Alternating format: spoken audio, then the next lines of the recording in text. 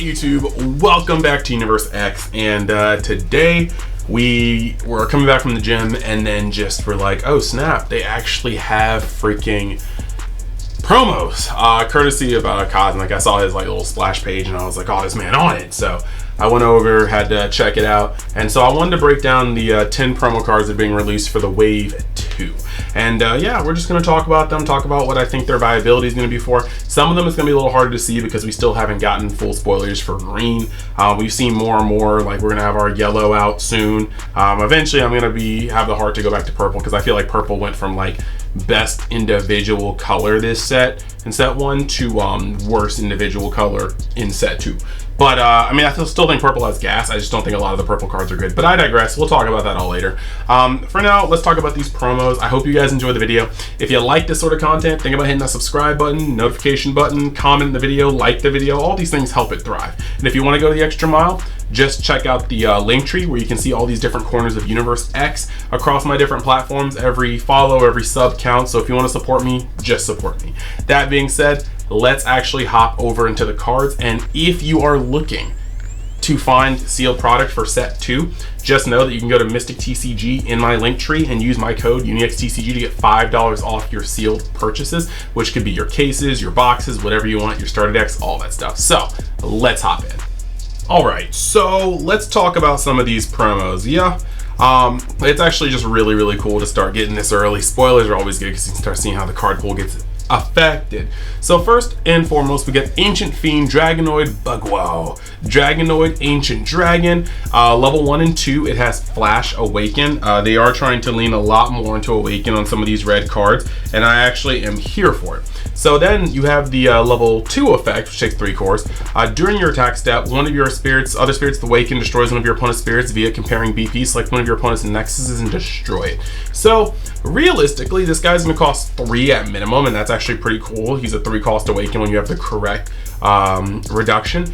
However, this card doesn't actually offer anything new to red that red doesn't have. It's got awaken. It's when comparing things with BP, it's gonna destroy a nexus. I'm not trying to put this card down, but it doesn't offer anything that red doesn't have. And I think that that's one of the craziest parts to look at when you look at new cards, TPs. You want to see things that either push redundancy to the max or offer something new that the color doesn't have. And what I mean by that in general is just, if red has a bunch of Nexus Destruction and Awakening, you want a card that embodies both of that to be a popular card, to have some of the most accessible destructive Nexus removal combined with some of the best things. And to be fair, most cards to awaken cost a fair amount more. This is going to be a 3 cost that could potentially boost itself up with awakening pretty high or pretty fast. So low to the ground, but can awaken to be higher. So this is pretty cool. Maybe I need to go back into the pool and see if I'm just misjudging this card. But I feel like this kind of does a lot of what red already does. It may not be on the best costed thing, but I think I could be wrong there. I think I actually, maybe the more I think about it. Moving over to the next one, we've got Horn, Dragonite, Tricero. I think one of the cooler things is that this is a Dragonite and a Pterosaur. The typing is going to come into play very much so with these tribes. Now, level 1, 2, and 3, when the spirit attacks against plus 2k BP. So seeing as that this is a 3 cost with 2 reduction, you can play this for 2 when you have the correct reduction on board, and then he's going to be able to swing for 4k. So that's actually pretty cool. When he attacks, he's going to get this effect. So that means that when he attacks, at least he's immune to Burning Force, although he could get sniped when something else attacks. Now, during your attack step, if this spirit has 10,000 or more BP, it gains Confront. And there's a lot of boosting that happens in this set. So this guy is kind of low to the ground. The fact that you're only paying 1 for him when your board's established, and with just 3 cores, he's 4k. I think that this is actually a nice little bit. He has a Pterosaur, so he fits in very nicely, but he's also a Dragonite. I think that this card is deceptively simply strong, if I may say so. Moving over, we got my favorite card from this, I think, just because the art, Dark Queen Guinevere, and I also love the name Guinevere. But it's a 6 cost with 3 reduction, so very standard. Purple has some high costs. But when this spirit attacks, if the spirit has a soul core on it, you may select an exhausted spirit that costs 7 or fewer and destroy it. This is particularly a very powerful effect. Now, granted, it requires a soul core, as many purple cards do, and this does make it seem like, you know, in purple, you're gonna have to really start picking and choosing even more so than you already do, how many of these cards you have in the deck that require the soul core to function. However, this is very solid removal that has nothing to do with cores. So there are going to be some times where if you're playing core control, which may not even be a good deck next set because there's a lot of anti-core control next set, when you play against core control, your strategy becomes to load up on extra cores. If you have extra cores, load up on the things you don't want destroyed, because it's going to be very hard for your opponent to take all those cores off with their incremental core removal. They'll have to use some of their more sweeping cards. However, this card kind of gets you right where it hurts when you take a 4-drop and you put 8 cores on it, and this card's like, yeah, don't care, and just blows it up. So I actually really do like Guinevere. Next, you got Skullrun, and Skullrun has some sick art, but level 1, 2, and 3, when summoned, your opponent selects one of their spirits, then you select one of your spirits, destroy both spirits. Basically, this guy is a deadly balance with a body. He's gonna cost 4 though. That's the huge thing. Well, actually, no matter what, he's costing 5. He's going to cost 4 to play, 1 to put on, and he's got very low stats. So being undead, you can cheat him out if I'm not mistaken, but I am actually very odded out by his cost. This guy is super expensive, and if it comes down to you paying 1 for deadly balance and messing up a body, I don't understand. Like, currently for me, I'm not quite sure about paying 3 times as much as the deadly balance. Well, actually, wow, deadly balance is 1 when you have the rate reduction. So even if you have the rate reduction, you're actually paying 4 times the amount of deadly balance, 5 times the amount of deadly balance just to use deadly balance's effect on the body. Yeah, if you're not cheating this guy out, it's not it for me. That's just my personal opinion. Moving forward to white, you've got Frost Tree Dragon Silverheim. This art is amazing. I love it. Armor Dragon, 6 cost, 3 reduction. Automatically comes with red, yellow armor, so the removal color is pretty cool. And then it is a 5,000 upon coming out, so you're gonna pay 4 for it to be a 5,000 with armor for 2 different colors. That's pretty sick. And then 9,000 with 3 cores, nothing to scoff at too. This is a big bodied. But level 2, it's going to have, if the spirit has a soul core on it, refresh it when a core is added to your opponent's life. So this is essentially going to turn into a swinger that can poke, and then, you know, if your opponent uses Ice Shield, he then untaps himself for the block during their turn. There's some other things that you can do. You know, if somebody uses the Dream Blizzard and then activates the counter sword, and then puts a core into their life, you can untap it. There's some niche situations, but it's cool. I'm sure this can come up at some point. I'm actually very much so liking it. Next, we got Shield Mobile. It's a 3 cost, 1 reduction, so it's going to cost 3 at the minimum. But when the spirit blocks, refresh one of your spirits that cost 2 or fewer. This is going to be very interesting. I don't really see it in the aggro deck, but I don't really see it in the control deck. But I think there's a lot of things that this is going to make some interesting interactions, and I actually do kind of like it because it gets that spirit block effect on 1, 2, and 3.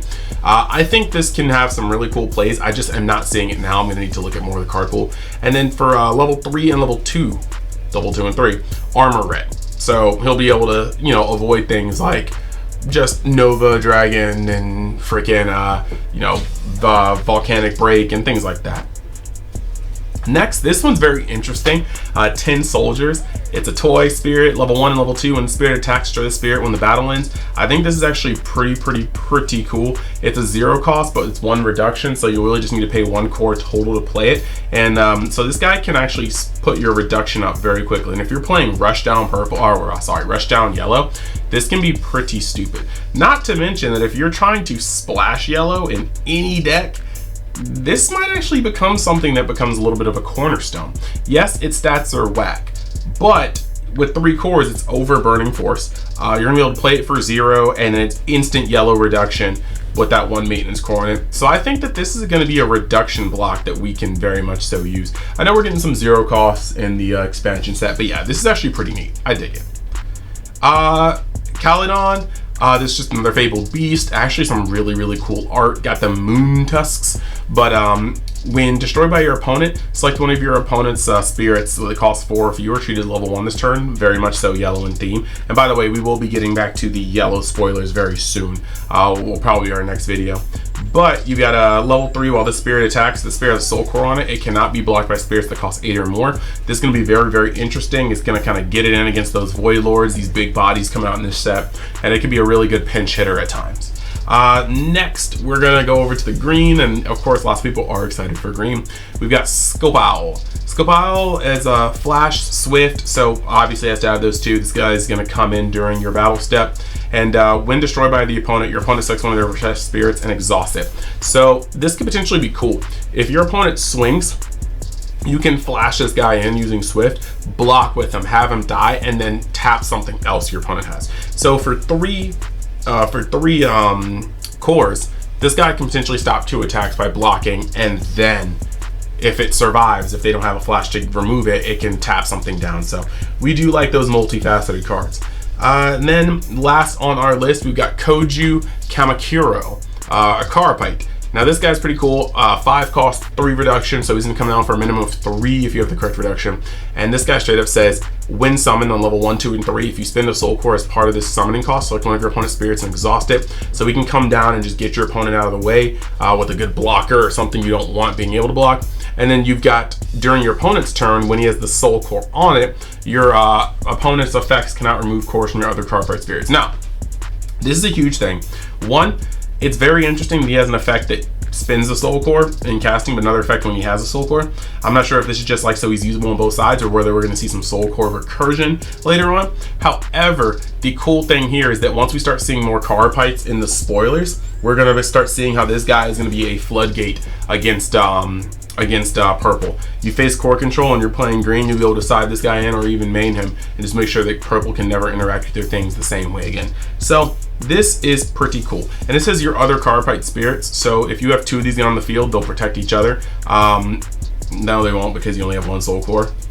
But the point is, this is pretty cool. They have to remove this guy before they can remove other guys, and I think that's actually pretty neat.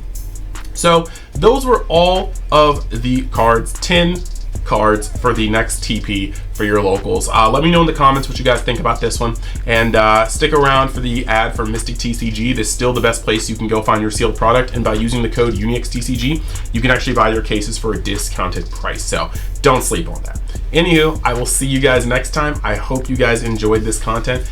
Later.